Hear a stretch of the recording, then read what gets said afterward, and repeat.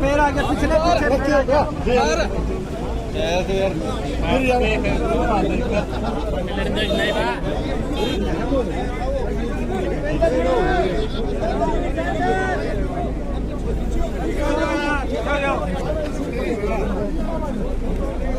यूं नहीं किया कम नजदीकी इसमें बैठ इसमें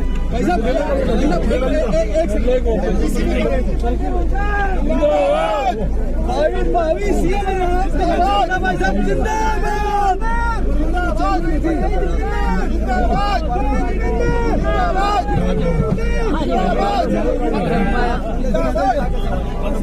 विधायक जी आएंगे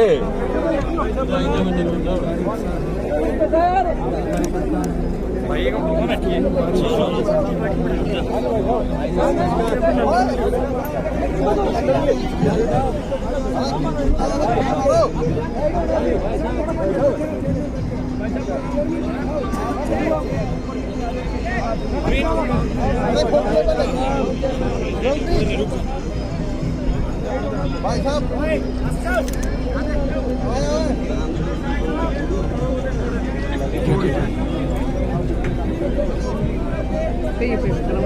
एक मिनट रुक जाओ, मैं हट जाऊंगी। उस जगह फोटो तरह क्या करोगे इसका?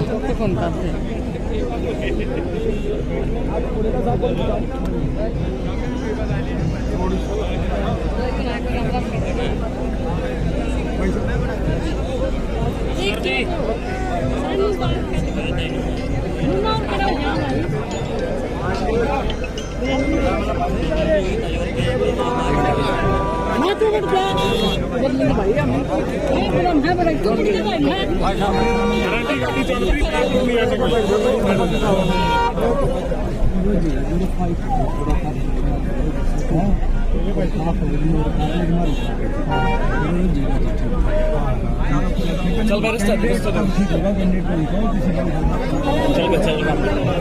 आगे आगे ओए छोटे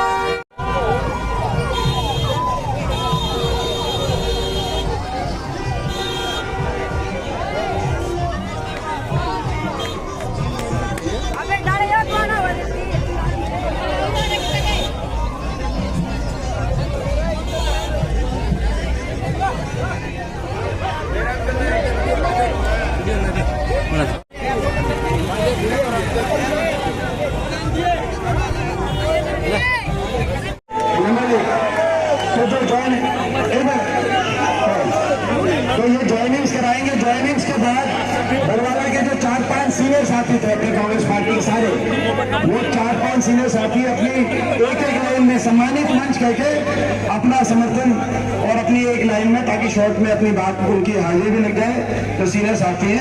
उसके बाद बरवाला साहब हम बोल लेंगे। सबसे पहले भाई अपनी ज्वाइनिंग्स का अपना क्रम आगे कराओ। और स्टेज पे जो सारे साथी, मैं फिर ये कह रहा हूँ, बरवाला विधानसभा क्षेत्र के जो भी सीनियर साथी हैं वो आगे आ जाए। जो आगे हमने जो अपना ये आगे टेबल वाली जो लाइन है, और पीछे जो बाकी जो वरिष्ठ नेता है वो पीछे चाहे, बरवाला वाले सारे साथी आगे आ जाए, ताकि सब दिखे कि भाई सारे साथी यहाँ साथ आ गए। जो बरवाला विधानसभा क्षेत्र के सभी सीनियर कांग्रेस के साथी, बहुत बहुत धन्यवाद। अब मैं अनुरोध करूंगा कांग्रेस पार्टी के आपके अपने उम्मीदवार बरवाला विधानसभा के पूर्व विधायक आदरणीय भाई रामनाथ सिंह घोडेला से, जिन साथियों ने आज पार्टी को ज्वाइन करना है वो उन साथियों की सूची आपको पढ़ के सुनाएंगे। इससे पहले भी बहुत लंबी चौड़ी सूची मैं पढ़ चुका हूँ। तो बहुत ही वरिष्ठ साथियों की सूची जो विभिन्न पार्टियों से आज कांग्रेस पार्टी में शामिल हो रहे हैं। चौधरी दीपेंद्र सिंह हुड्डा की उपस्थिति में रामनाथ घोडेला जी पूर्व यहाँ पे यही ज्वाइन करा दीजिए। जी हाँ, वो संजय बादल वाल्मीकि समाज से जी, कई बार एमसी बन गए जी। हाँ बिल्कुल, आओ जी आओ। इन्होंने बड़ा अच्छा प्रोग्राम किया था, घर पे गए थे इनके, पहले अपने साथ ही थे, अभी घर वापसी हो गई इनकी।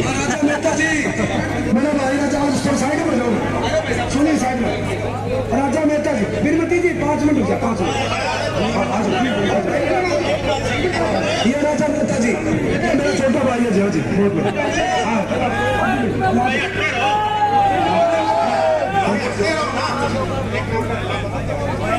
से बोला मैं दिनेश बजाज, दिल्ली से बजाज। हाँ बोला मैं एक मिनट रुक जा।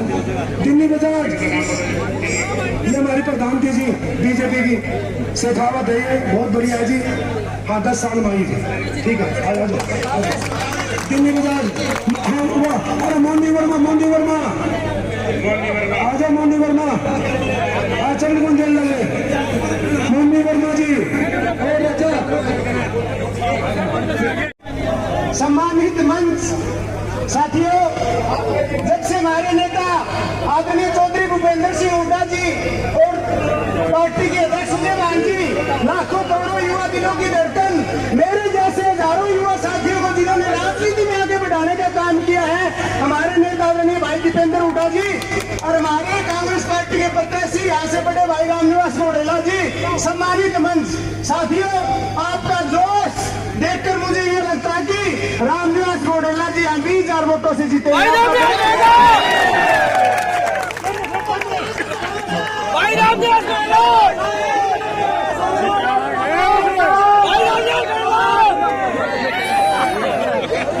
हर तबके की लड़ाई लड़ी, ऐसे हमारे बहादुर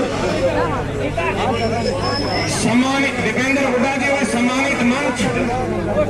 और मैं इनके साथ आपको बताना चाहता हूँ, ये भ्यान खात की सरदारी, ये क्रांतिकारी धरती है। ये लोग क्रांतिकारी मजबूत लोग हैं। इन्होंने 13 महीनों तक किसान आंदोलन में लड़ाई लड़ी। वही चट्टोल पे लड़ाई लड़ने की बात हो तो साथियों, देखो भाई, मोटे तौर की एक बात है, ये धर्म अधर्म की लड़ाई है, ये न्याय की लड़ाई है।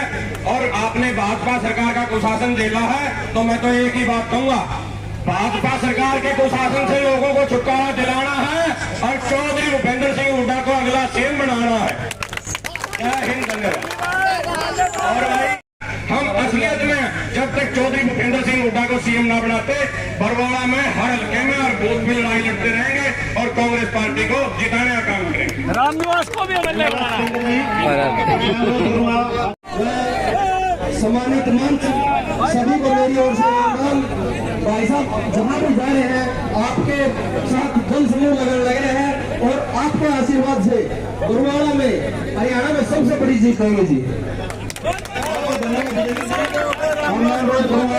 श्री विजेंद्र सिंह हुड्डा जी से, वो आए, बहुत ही सक्रिय साथी, पार्टी के वरिष्ठ साथी हैं। विजेंद्र जी से अनुरोध करूंगा, विजेंद्र हुड्डा जी से वो आए और अपना 1 मिनट के लिए संबोधन दे। भाई विजेंद्र हुड्डा जी।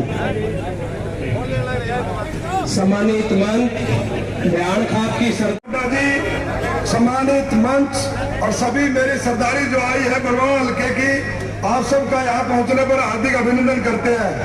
दोस्तों और बुजुर्गों, 3 परिवार इस प्रदेश के अंदर राजनीति करते थे। एक चौटाला परिवार था, दूसरा भजनलाल परिवार था और तीसरा चौधरी भूपेंद्र सिंह हुड्डा का परिवार। आप लोगों ने देख लिया, दोनों परिवार सत्ता से बाहर हो गए। आदमपुर के अंदर भी भजनलाल परिवार बहुत वोटों से चुनाव हारेगा, भजनलाल परिवार भी, चौटाला परिवार भी।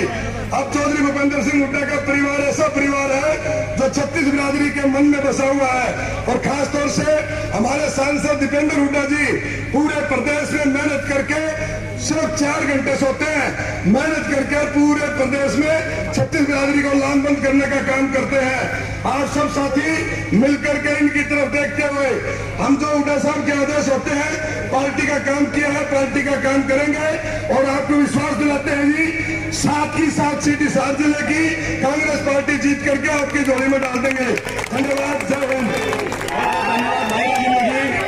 मैं अनुरोध करूंगा चौधरी भूपेंद्र सिंह हुड्डा, भाई भूपेंद्र, आदरणीय भाई रामनिवास घोरेला, सारा सम्मानित मंच, आदर व सम्मान के योग हरियाणा के लोकप्रिय सांसद, मैं ये कहूंगा कि पूरे भारतवर्ष के लोकप्रिय सांसद भाई दीपेंद्र हुड्डा और हमारे लोकप्रिय भाई जो हमारे विधानसभा से उम्मीदवार भाई रामनिवास घोरेला और भाई विजेंद्र जी, राजेंद्र सुरारा, सभी सम्मानित मंच के सभी नेतागण व सभा में उपस्थित सरसोद बिटपड़ी और जेवरा के बड़े बुजुर्गों, नौजवान साथी और प्यारे बच्चों, आज बड़ा ही खुशी हुई हमें ये देखकर लगता था, बरवाला बात चलती थी कि बरवाला सबसे ज्यादा लीड देगा, सरसोद बिटपड़ी भाई रामनिवास घोरेला को बनाने में सबसे ज्यादा योगदान देगा। हम सब में कंपटीशन था, लेकिन आज हमने देख लिया आप नीचे, आप सबके बीच में आके मुझे लगता है कि बरवाले से ज्यादा लीड आप देने का काम करेंगे। और भाई रामनिवास घोरेला जो लगातार, मैं ये कह दूं, जो बात उठती थी कि भाई दोबारा बड़ा मुश्किल हो जाता है विधायक बनना, लेकिन इस बार आपने मन बना लिया कि ये रिकॉर्ड तोड़ दो, अगर भाई रामनिवास घोरेला दूसरी बारी विधायक होंगे। आप सबका धन्यवाद, धन्यवाद चेयरमैन साहब। हम अनुरोध करूंगा विधानसभा क्षेत्र से मंजी को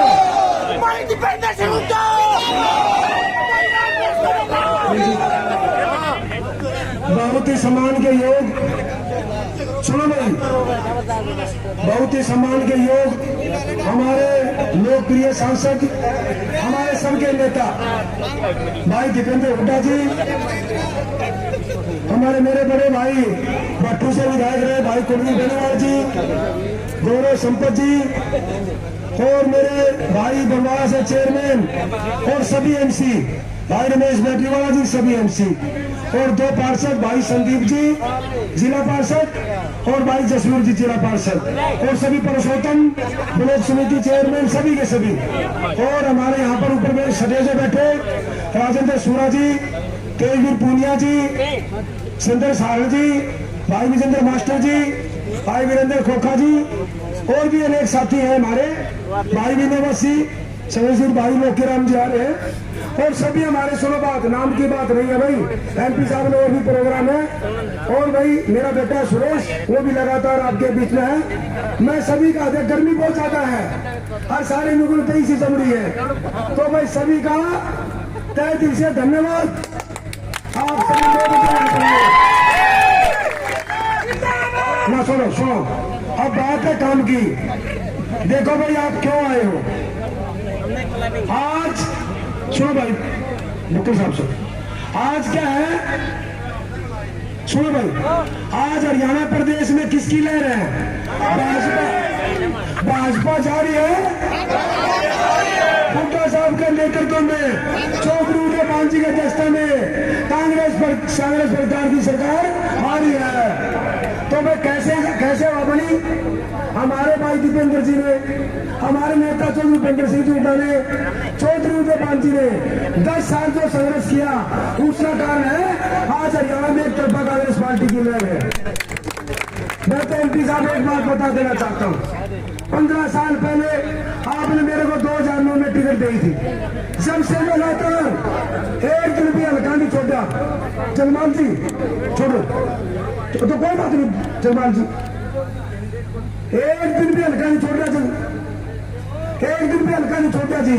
जो अपना देश दिए उस आदेश की हम पालना करते हैं। एक बात और भी मेरा जी हल्का है, बुरा समय आया 19 में, फिर भी देख लो हमने किसी दूसरी पार्टी में नहीं गए और हम तो एक कर देख रहा क्या भाई 2007 में भागे थे, वो किसका घर? चौधरी भूपेंद्र सिंह झूठा घर।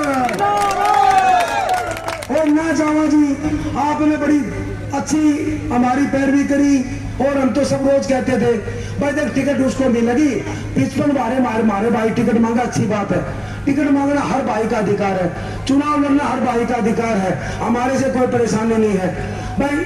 टिकट सर्वे का आधार पर दी है, पार्टी ने दी है, आदमी हमारे नेता चौधरी भूपेंद्र सिंह जी उठान दी है। तो हम तो सबसे ये प्रार्थना करते हैं, देखो हम कांग्रेस पार्टी के साथ हैं, हमारा नेता चौधरी भूपेंद्र सिंह जी हुड्डा के साथ है, सरकार बन रही है, ठीक है नहीं, हमने सबने कांग्रेस पार्टी की मदद करनी है।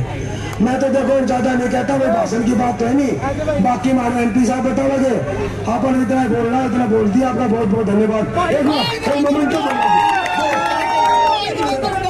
आदरणीय चौधरी दीपेंद्र सिंह जी हुड्डा को आदरणीय भाई राम निवास जी शक्ति का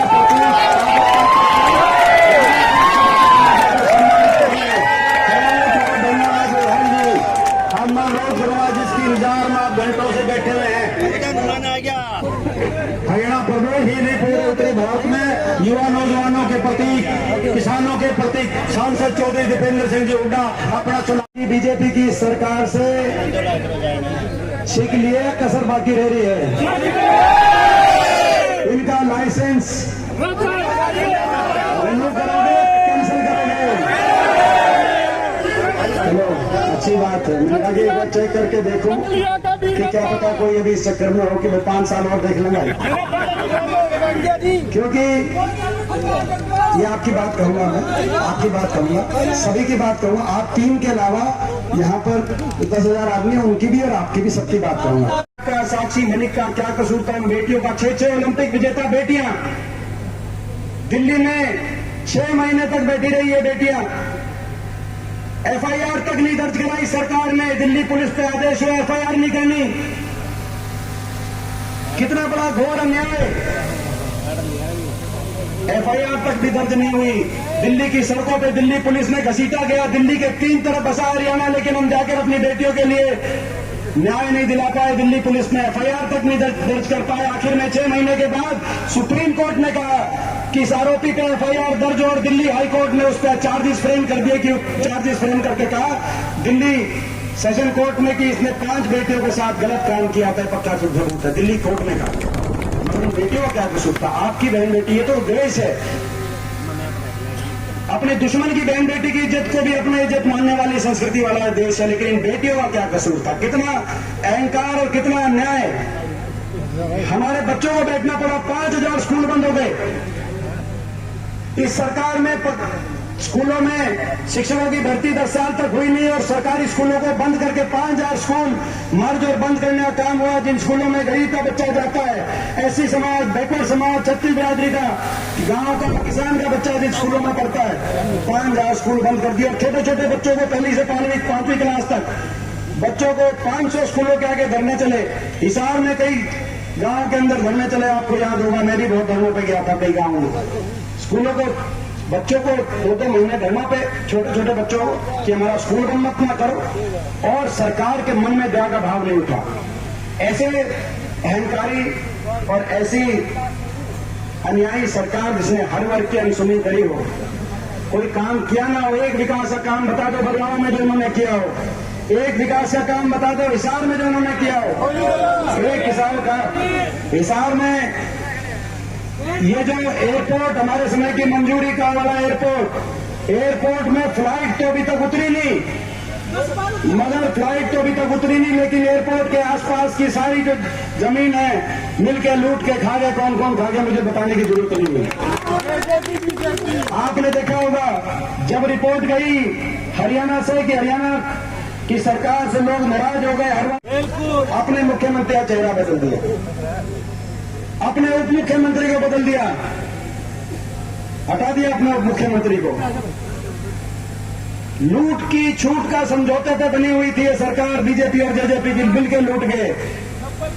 आपने देखा होगा जिस दिन दुष्यंत चौटाला को हटाया, अगले दिन दुष्यंत चौटाला का बयान आया कि बीजेपी के घोटालों के राज बताएंगे। उसके अगले दिन खट्टर साहब का बयान आया, दुष्यंत चौटाला के घोटालों की जांच कराएंगे। और फिर उसके बाद दोनों में से किसी का बयान नहीं आया। आप समझिए मेरी बात, दोनों में से फिर हिम्मत नहीं हुई। फिर बोला भाई जो बीजेपी ने जो काम दिया हुआ है वो ही काम करे जाओ, कांग्रेस के खिलाफ कैंडिडेट को जो अजय चौटाला को, दुष्यंत चौटाला को जो काम दिया हुआ है बोला उसी काम पे लगे रह जाओ, नहीं तो तुम्हारी जांच कराएंगे। ठीक बात है ना? सही है। इन्होंने अपने मुख्यमंत्री का चेहरा बदला, अपने उप मुख्यमंत्री को बदला, पिछले 3 महीने में अपने प्रदेश अध्यक्ष को बदला, इन्होंने सारी कैबिनेट बदली, चुनाव की तारीख बदली। पहले तो तारीख नजदीक ले आए, फिर दोबारा बदल के आगे ले गए, चुनाव की तारीख बदली, कैंडिडेट बदले, कैंडिडेटों के हल्के बदल दिए। लेकिन लोगों का मन कैसे बदलेंगे? जनता हरियाणा की सरकार ही बदलने का काम करेगी। कितना क्या बदलेंगे?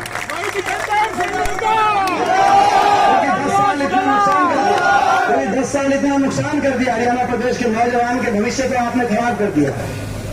10 साल में इतना हरियाणा के साथ भेदभाव आपने किया।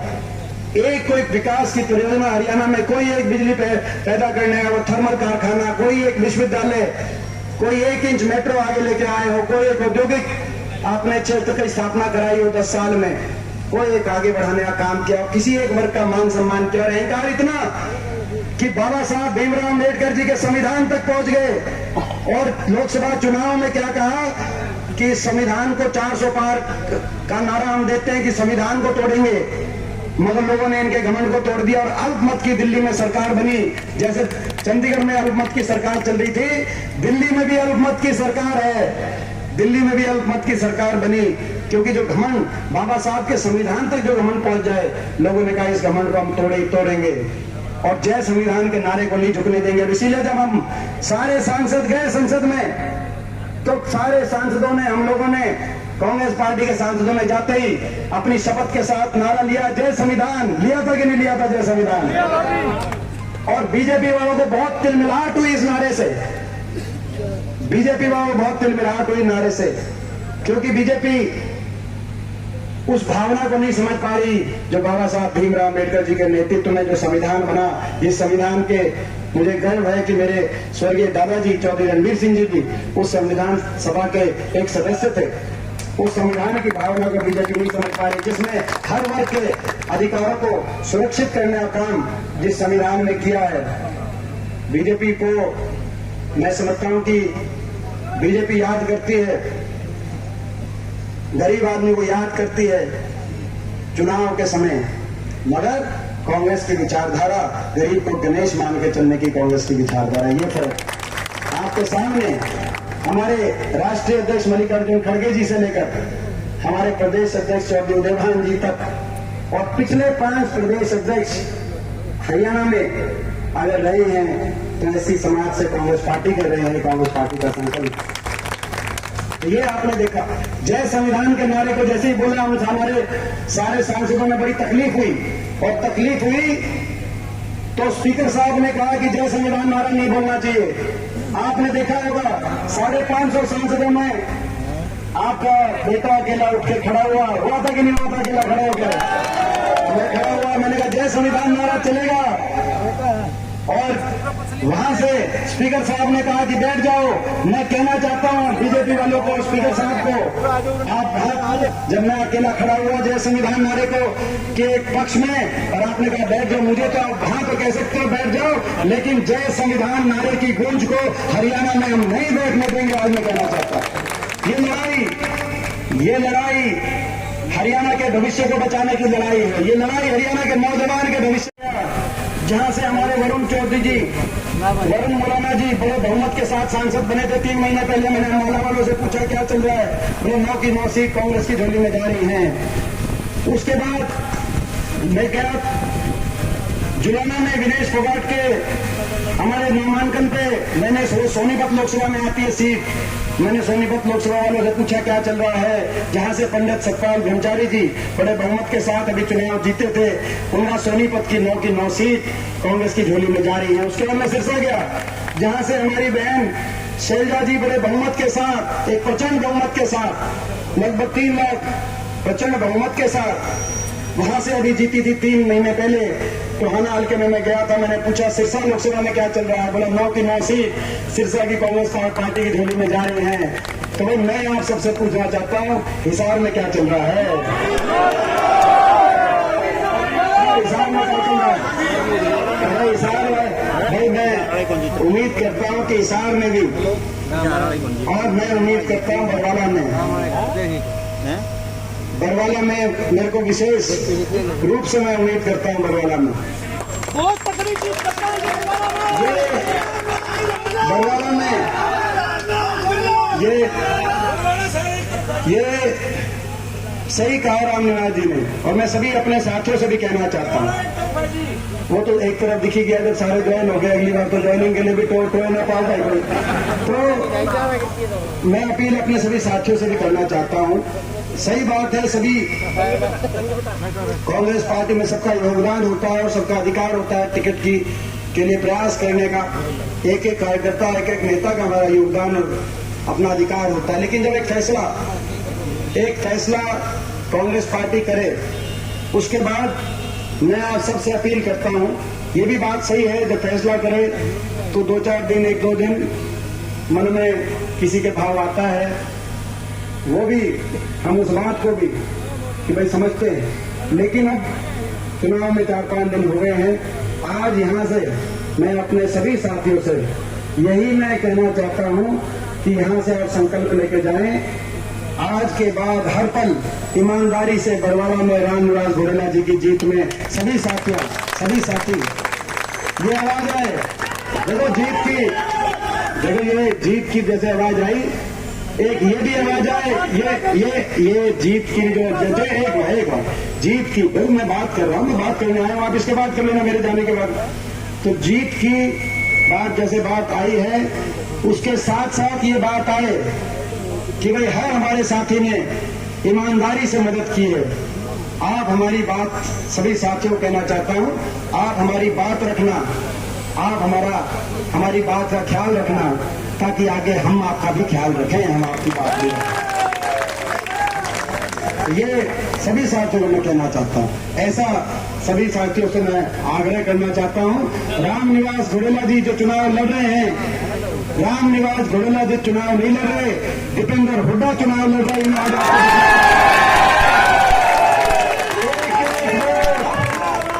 एक वोट जो रामनिवास घोड़ेला जी को जाएगी, वो एक वोट दीपेंद्र को जाएगी, वो एक वोट हरियाणा में सरकार लेके आएगी।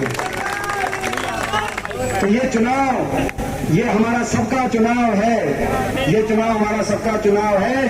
बरवाला हल्के में थाना है, हरियाणा में हुड्डा साहब के नेतृत्व में कांग्रेस को लाना है और रामनिवास घोड़ेला जी को बड़े बहुमत से। और भाई तो ये सरकार आपकी बन रही हरियाणा में, और हम संकल्प लेते हैं सरकार बनते ही कुछ काम करेंगे। सबसे पहली कलम से बड़े बुजुर्गों को देश में सबसे ज्यादा 1 महीने के बाद कितनी पेंशन मिलने जा रही है? 6,000 बुढ़ापा पेंशन। उसके साथ साथ किसान को एमएसपी गारंटी, कर्मचारी को ओल्ड पेंशन स्कीम, गरीब को दोबारा से महात्मा गांधी ग्रामीण बस्ती योजना में 100 गज के प्लॉट की स्कीम, जरूरतमंद को 3.5 लाख तक की आर्थिक सहायता से इंदिरा आवास योजना के मकान दिलवाने का हम काम करेंगे। हमारी माताओं और बहनों को जिनके बुढ़ापा पेंशन की जिनकी उम्र नहीं हुई, ऐसी हमारी घर में कभी घर चलाती हमारी माताएं बहनें, हमारी माताओं और बहनों को हर महीने 18 साल से ऊपर की माताओं बहनों को 2,000 रुपए की अलग से महालक्ष्मी पेंशन दिलवाने का हम काम करेंगे। माता और बहनों को जो सीधा इनके अकाउंट में जाएंगी, माता और बहनों को 2,000 रुपए की पेंशन ये अलग से, जो कांग्रेस की सारी सरकारों में हुआ है। और महंगा कमर तोड़, महंगाई की कमर लगाते हुए 300 यूनिट बिजली में राहत और 500 रुपए में गैस का सिलेंडर दिलवाने का हम अपनी माताओं बहनों को काम करेंगे। नौजवानों को 2 लाख पक्की सरकारी नौकरी जो इन्होंने पद समाप्त कर दिए, और जो ये पेंडिंग भर्ती है, इस पेंडिंग भर्ती को जिनको तारीख पे तारीख मिल रही है, ये पेंडिंग भर्ती को ही कह रहे 1 महीने में, उससे भी पहले हम ज्वाइनिंग इनको दिलवाने का काम करेंगे ताकि सरकार बिल्कुल इस हद तक। अब भाई ये और बाकी भाई बरवाड़ा हल्के से मैं ये उम्मीद रखते जाता हूँ,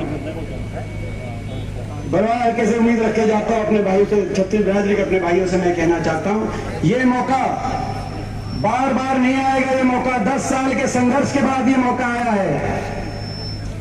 देश देखेगा, देश किस तरह बरवाड़ा ने फैसला किया है। एक बात रहेगी बहुत जरूरी, वो भी उस पर ही मैं आता हूँ, क्योंकि यहाँ पे कुछ वोट काटू भी उम्मीदवार खड़े हैं।